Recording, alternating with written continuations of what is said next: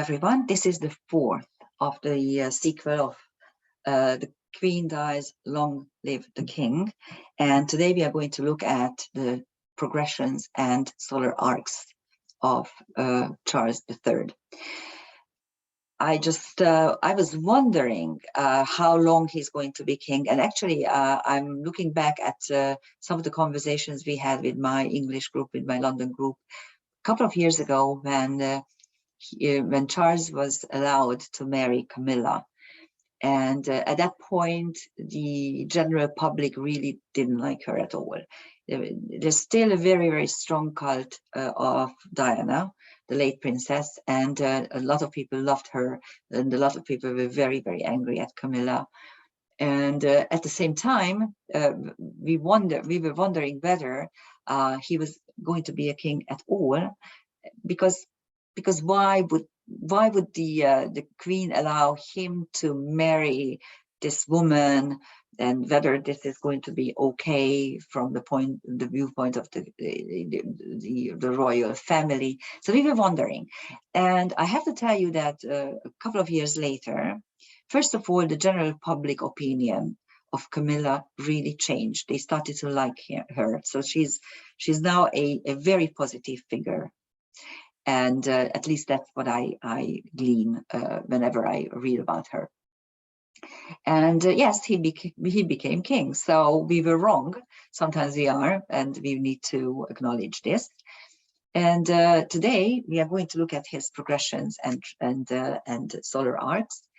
And these two slow-moving forecasting techniques differ greatly in their impact, because progressions or secondary progressions or the progress chart itself doesn't really show what is going to happen or what is happening.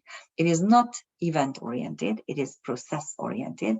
It simply shows the psychic, energetic background of us when we reach a certain age, whenever we reach a certain point. But so it doesn't really describe what is happening in the outside world, but it does describe what is happening inside you. So when we look at King Charles' chart, this is something that I showed you previously in part 3, and this is part 4. And the title I gave was Power Progressions, because this is him coming into power, really. But the chart you're looking at is simply the natal chart of King Charles, or as he was named at his christening, Charles Philip Arthur George. And I'm not going to elaborate the chart itself. I just want you to remember that there is a very, very tight Uranus Jupiter opposition in Cancer Capricorn. Is it Cancer Capricorn? I hope so. Anyhow, it's really very tight, and I think it may be still Gemini Cancer. Anyhow, it doesn't really matter. It's probably aberratic. Anyhow, so that's that. But that's going to be triggered. Okay, so keep that in mind. And here's the progress chart. Before we look at that, look at the natal lunar phase. Why is the natal lunar phase important? In karmic astrology, we always look at the natal lunar phase because it is the background. It's the energetic psychic background of the soul, the incarnating soul.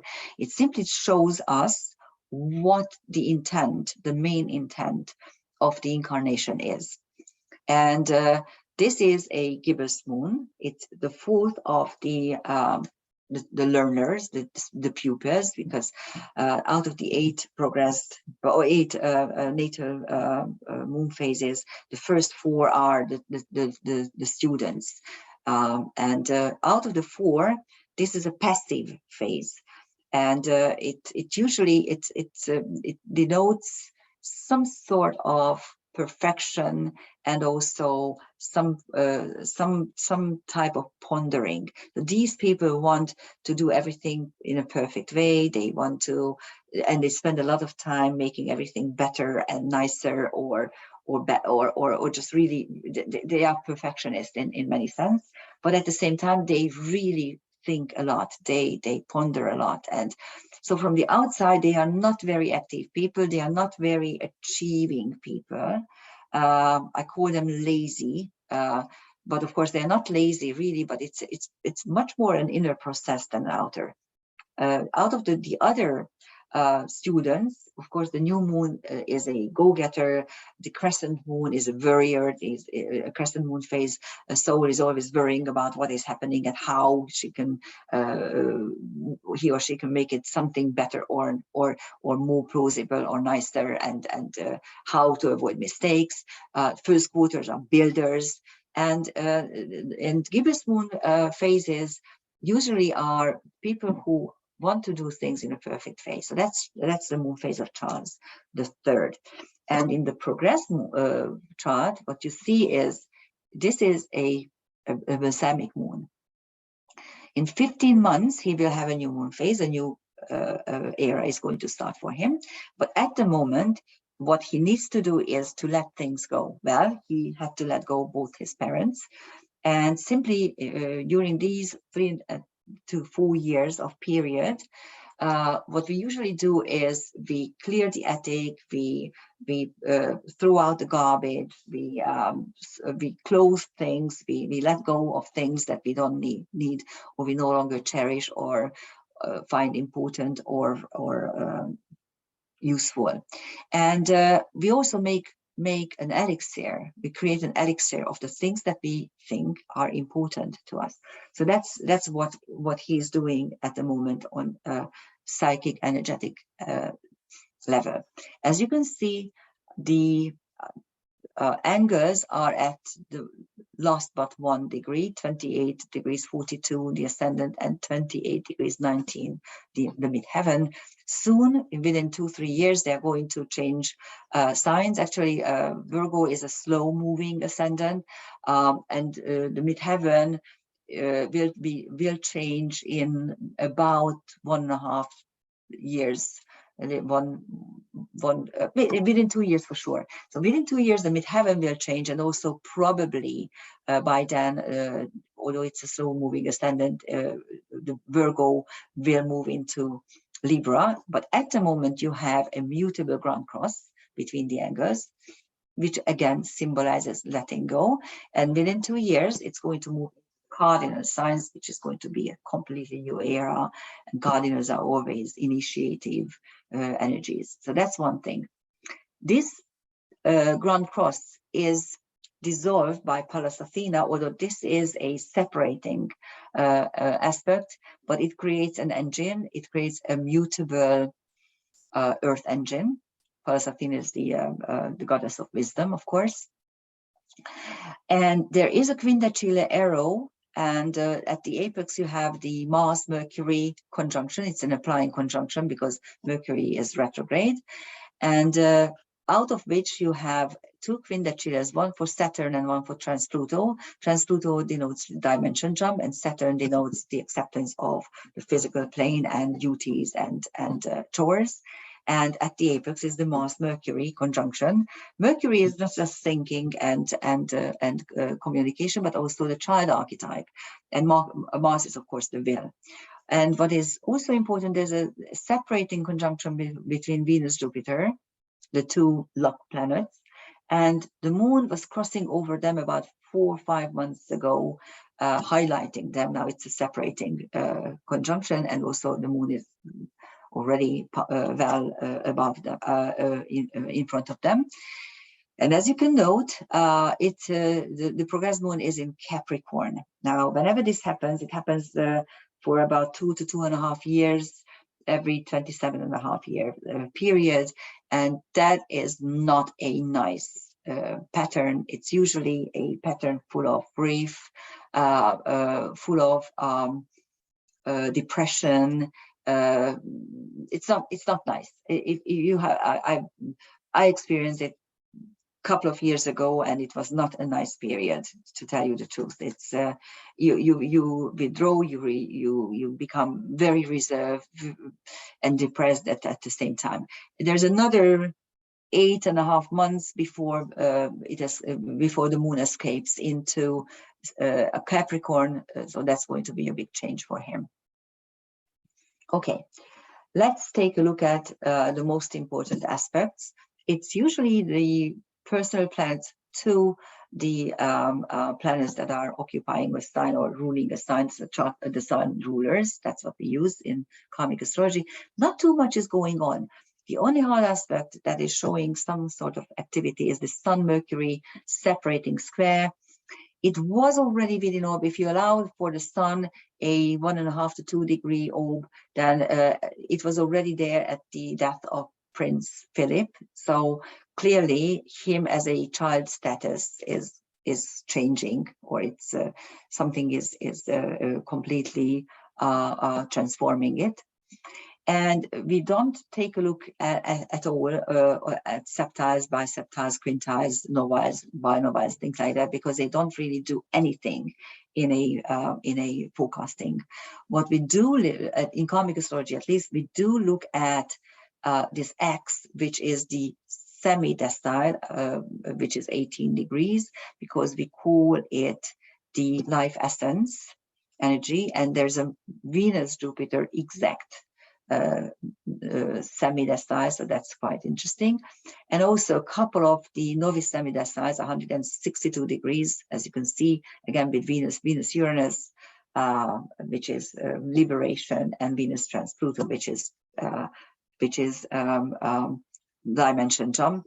You see that those are by his mother's death, those are occurring, and you can see that they are very, very tight.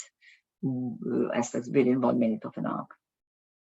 And here's the complete grid that I usually look at. I didn't include Mars because Mars doesn't do here anything really, only the 4 first personal planets and the angles. And what is immediately obvious is the ascendant-descendant angle making a cardinal, not cardinal, sorry, fixed, is it fixed? Mutable, sorry. Mutable ground cross with Jupiter and Uranus, the Jupiter-Uranus opposition. It is applying, so it is 1 degree 10 and 1 degree 12. So it's going to be in the next 1 to 1.5 years that this is going to be tightening. And of course, Jupiter-Uranus is always a change, Jupiter is big luck, but also expansion, and Uranus is the planet of freedom and change. And so it denotes some really big change in his life, a major change in his life. And also the ascendant is making a separating sextile to Chiron. Obviously, it's at a crossroads where karmic wounds are there, but they also can be let go. And the midheaven is also making a quincunx to Chiron. And of course, the MCIC angle is the parental angle. And it can also, quincunxes mean things that cannot be avoided. So they usually denote unavoidable events. So it's karmic wounds come to his come to the forefront in his life path, let's put it this way. So those are the most important progressed aspects. And as I said, they are not event oriented, they are really process oriented. They describe inner processes. And here are the solar arcs. Now, just a word, why I use solar arcs and not symbolic directions. Symbolic directions use the key 1 degree per 1 year. And the problem with symbolic directions is that they can be used when you were born in March or in September. But when you were born, let's say in December or in June, these are very, very challenging because they won't show you the exact timing. Because in the Sun-Earth ellipsis, we are closest to the sun in winter and farthest to the sun in the summer. So those who are born in winter usually experience life events earlier than the symbolic direction would show. And those who are born in the summer experience it much later. It could be 1 to 1.5 years when you are around 30, and it could be as many as 3 years when you are 60. So that's a big difference. So that's why I use always solar arcs. And normally we only use the first 3 categories: the activity or active aspects, conjunction, opposition, square, semi-square, sesquiquadrate. These are the life events that you actually will do, which you will initiate, you will start doing. This is what I want, this is what I want to do, this is what I'm going to do. So these are the active aspects. Karmic aspects, 150 degrees, the quincunx, those are the unavoidable things. And you only have usually 3, maybe 4 at a certain life event. And out of the active aspects, you may have 8 to 10. So these are way, way, way too many. I mean, a lot, not too many, but a lot. Ambition and obsession, the Queen Dachila, 165 degree, you usually have 2, maybe 3. And it shows your ambition at the moment in your life.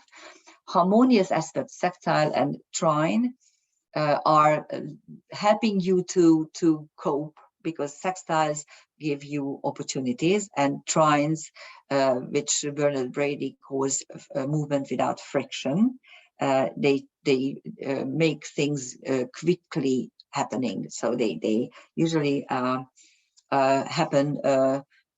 So something happens that is really fast, and all the obstacles are taken away, and it just happens.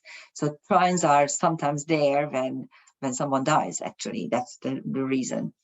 And then the 5th column that I included is the semidecile, which I only look at, for instance, in a birth chart, or when some big major event occurs in a person's life, because that event may trigger some senses that will sprout out later on. So that's what we are looking at. Anyhow, let's take a closer look. What I would lift out of the active aspects is the Mars-Saturn opposition. Usually when you look at Mars-Saturn, we call it the impotence aspect, even natally and in any form of forecasting. Yes, when Saturn makes the impact on Mars, then it's an obstacle aspect. But here, Mars, the will, is actually liberating Saturn, because it's actually helping you to overcome your obstacles or your boundaries. Saturn, Ceres, shows losing the mother, and Uranus, Moon, shows liberation. There's a Neptune-Jupiter conjunction, which in karmic astrology, we use Neptune-Jupiter as, we use the label as the inheritance aspect. It usually provides you with some kind of either real, tangible, or intangible inheritance. And here, it's definitely something important, because the conjunction is always the most important aspect in solar arc.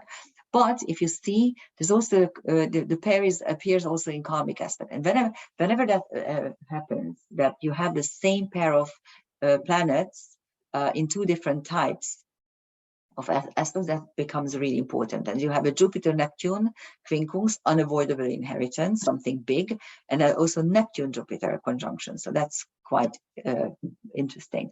And of course, again, Ceres is prominent. Ceres as the mothering or nurturing instinct. And then, as I said in the previous part 3, that the moon didn't receive too many exact transits, but Ceres did quite a few. And it is because at the age of 73, the moon is really yours. The moon is not just the mother, but also your, first and foremost, your spiritual essence, your own soul, which means that it describes you, how you feel. At the age of 73, it's usually Ceres that describes, and the MCIC angle that describes the parents, and especially the mother. And out of the karmic aspect, what is immediately obvious is the Uranus Astrea quincunx, which means change and karma breaking potentials. You have a couple of Mars aspects, which shows you what is unavoidable when you use your will, when you exercise your will. And again, as I said, the Jupiter-Neptune is revealing because you have the Neptune-Jupiter as a conjunction as well. Out of the ambition aspects, the Quindecile, what I really like is the Saturn North Node and the Ascendant North Node. Again, this is another Quindecile arrow. If you take a look at it, because there's a Saturn in the natal chart, there's a Saturn Ascendant semisextile, and they form a Quindecile arrow to the North Node, which is the karmic intent, and the Saturn portion denotes the tasks, the duties, and the ascendant denotes that this is what I am at the moment. This is what I'm going to do as a person where I am at my life journey. There are a lot of harmonious aspects. There are usually 6, maybe 7 in a forecasting. When you have that many, it clearly shows that there were things that you had to let go, movement without friction. And of course, there are ascendant aspects. Ceres is again prominent. The Astrea moon shows that, yes, there's a big karma breaking potential on a soul level. And again, Mercury may denote not just communication, but also Charles as the child archetype. And the semi-decile, again, this is the life germ essence, and it shows what is germing, what is sprouting. And here again, what you see, you can't make it up, as my dear friend Teresa often says. Ceres, the mother, is there, and also the IC, which is the parental axis. So life germ means that out of his mother's death, her death, something important is going to sprout in his life. So that's it. Long live the king, King Charles. We will see what sort of king he's going to be soon, of course. And this is the end of the series. I may look at the coronation if there is a date, and I may add this to the series. I'm not sure yet. But thank you for listening, and thank you for your kind remarks. I really greatly appreciate if you liked them. And thank you for watching the whole series. Bye-bye.